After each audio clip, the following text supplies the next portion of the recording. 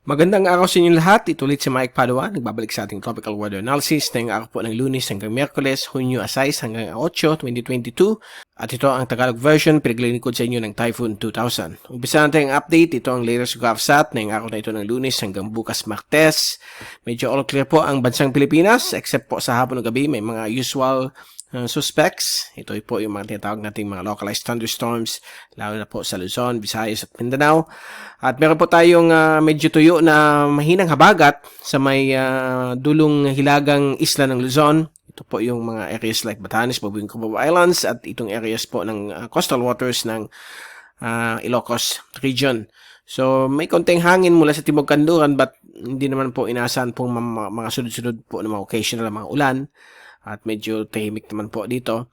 Ito po ay pinapalakas ng isang stationary front o Mayo front na tinatawag natin dito sa may Eastern China hanggang sa may katimugang bahagi po ng Japan o sa katimugang isla ng Japan. So magbibigay rin po dyan ng mga thunderstorms. At sa labas ng ating bansa, wala pa rin tayo natatanawan na LPA o bagyo na posibleng mamuo sa loob ng 5 hanggang 10 araw. All clear po ang Western Pacific. At meron lang po tayong dalawang weather system po dito, yung Intertropical Convergence Zone, pagsalubong po ng hangin mula sa Timog Silangan at Hilagang Silangan, at yung Surface Trough na kung saan magkakaroon po dyan mga thunderstorms sa bahagi po ng Yap at Palao. At mag-ingat lang po sa mga kidlat at mga posibleng pagbabaha at mga pagguho ng lupa sa mga affected po ng mga severe thunderstorms o mga localized thunderstorms sa mga lugar ninyo. So far, yan po ang ating latest sa ating panahon. At kung tingnan natin yung fast animation, umaga, okay po. Paghapon, ayan na po, lumalabas na po yung mga makakapal na ulap na dala nito mga cumulonimbus na tinatawag nating mga localized thunderstorms. At sa pagtingin natin ng zoom-in satellite animation, pag umaga, okay, pag bandang hapon, pagpatak ng alauna onwards, ay nandiyan na po yung mga localized thunderstorms, lalo na po sa may Luzon, Metro Manila, kasama po, ibang portions po ng Kabikulan, Mindoro, Palawan, Central at Western Visayas, at Mindanao. So far, itong area ng Eastern Visayas, all clear naman po. Subalit mayroon na maliit na thunderstorm na form sa may dalampasigan po ng Hilagang Samar. Okay? Ito naman po yung surface trough malapit sa Palau. Now, sa rain forecast, yung forecast po sa ulan, sa loob ng 3 araw hanggang Huwebes, ay inaasahan pong the usual suspects pa rin, yung mga afternoon and evening rain showers and thunderstorms. Umaga, magandang panahon hanggang Huwebes. So, good weather pa rin ang bansang Pilipinas. So, yan po, makikita po ninyo, pagbatak ng hapon, halos malaking bahagi po ng ating bansa. Magkakaroon po ng mga isolated rain showers and thunderstorms hanggang Huwebes po yan. Okay, so always dalan nyo ang payong at mga kapote dahil po sa mga posibleng pag-ulan. Dulot po itong mga localized thunderstorms gaya na yun dito sa amin sa Bicol ay meron ng mga tumutunog sa labas. Ito po yung mga localized thunderstorms na posibleng magpaulan na naman dito sa area namin. Dito po yung rainfall accumulation forecast sa loob ng 3 araw hanggang Huwebes at inaasahan po natin ang lahat ng mga ulan ay nakatutok po dito sa may Hilagang Luzon, Gitnang Luzon, at dito po sa may Mindanao.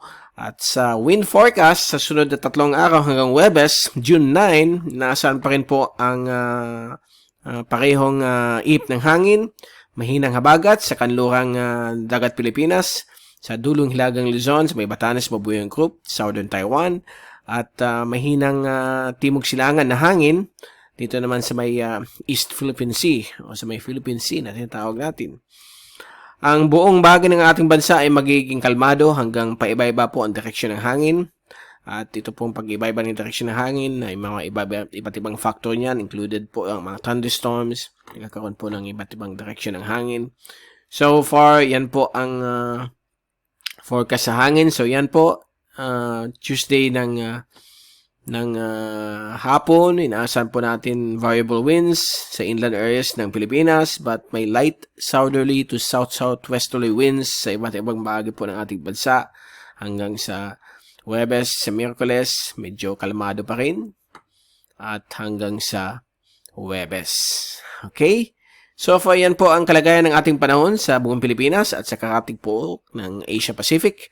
At babalik ulit tayo sa darating na Webes upang bigay sa inyo ang pinakalatest sa ating panahon. At huwag niyong kalimutan mag-subscribe sa ating channel, MrTyphoon.tv or youtube.com/MrTyphoon.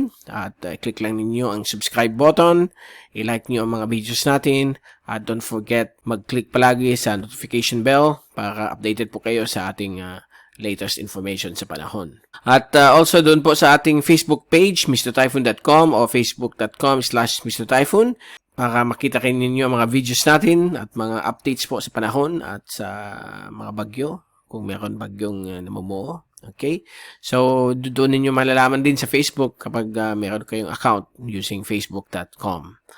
Again, mula sa Typhoon 2000, ito si Mike Pado magpapaalam. Mag-ingat po tayong lahat. #WeatherWiser at maraming salamat po sa pagpunod nyo sa aking channel.